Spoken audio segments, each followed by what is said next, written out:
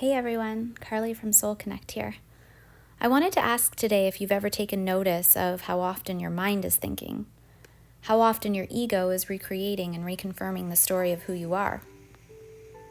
If you've ever thought about how this might be holding you back from creating new situations and calling in all of the things that you desire, including your divine counterpart. Your mind and ego serves a purpose. The mind is a helpful tool in gaining knowledge and living out your life in practical ways. It can help you to learn a new and useful skill, such as operating a chainsaw or hanging a photo on the wall. It is useful in recalling how to get places and showing up on time, remembering a friend's birthday and baking her a cake. Your mind has been built for these things, and it loves learning, gaining new knowledge and thinking. It loves doing. What a wonderful tool. But the mind is not meant to run the show. Your being is. The ego is your personality, or the construct of who you think you are, which has been crafted to protect you. It gives you a sense of self and identity. And it's not necessarily a bad thing. Just as the mind, this can be helpful, of course. But when your sense of self begins to create division between your fellow humans and nature and the world at large, your ego has taken over. You are at war within yourself. It is not the mind nor the ego's fault for doing what they do. They are simply performing in the way that they were built to. But is this constant thinking, storytelling, ruminating on the past and worrying about the future helpful? Is this constant fight to prove yourself to others and be right, to have others love you, favorable for the health of your relationships, or even yourself? We need not be upset at the ways in which our mind and ego perform, as they make wonderful servants, but not such great masters. You, the divine within you, your being, your soul, is meant to be the master of your life and your world. When you are unable to detach from mind and ego, they begin to run rampant, creating dis-ease within your physical and emotional bodies. You may self-medicate through various forms of addictive behaviors. Drugs or alcohol, sex or porn, relationships, food, social media. These addictions are an external solution you are using to calm your nervous system and provide a false sense of connection and safety. But anything external to you cannot sustain. If you are currently wrapped up in the twin flame dynamic, it is important to firstly drop this label. Letting go of the label of twin flame does not mean that you did not magnetize your other self in, or that the connection you feel with them or everything that has been happening is not real. But this journey is one of awakening. Any focus on the story or the other body, any focus on a label, is an addiction which will keep you stuck. It will keep you stuck in mind and ego.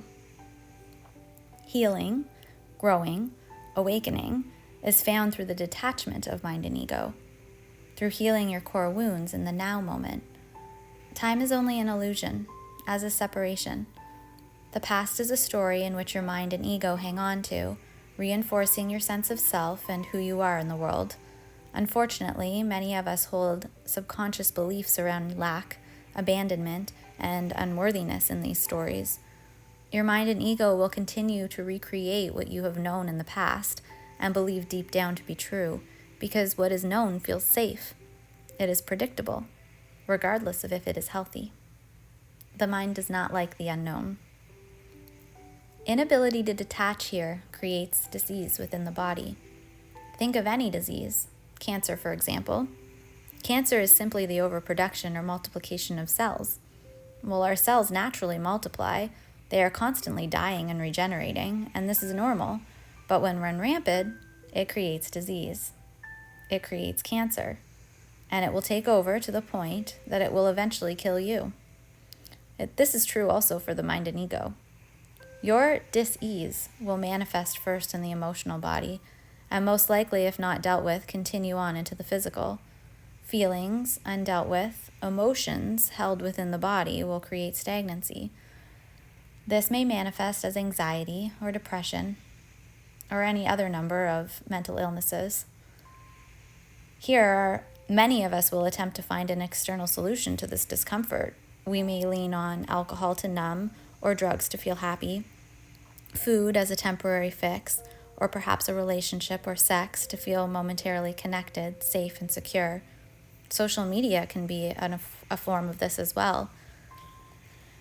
But regardless of the initial high or serenity felt in the calm that comes with a nervous system reset, these things will eventually wear off and lead you further into despair as they lose their ability to work and you continue to avoid yourself. You are trading your soul for something external to you,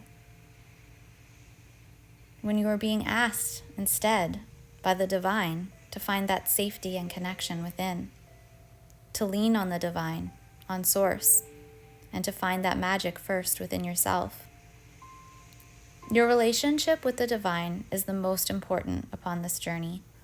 To cultivate such a relationship, this requires a quieting of the mind and ego.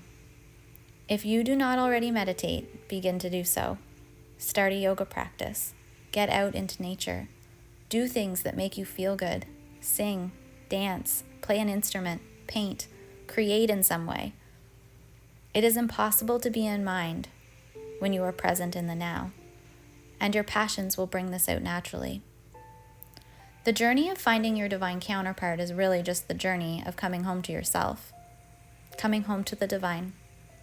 This connection cannot live in the 3D until it lives solidly within you, without any attachments to the external. If you are currently in pain, know that all pain and suffering is rooted in resistance. A resistance to accept the flow of life, to be fully present in the now moment, to fully accept yourself, all of you, and all of life, the shadows and the light.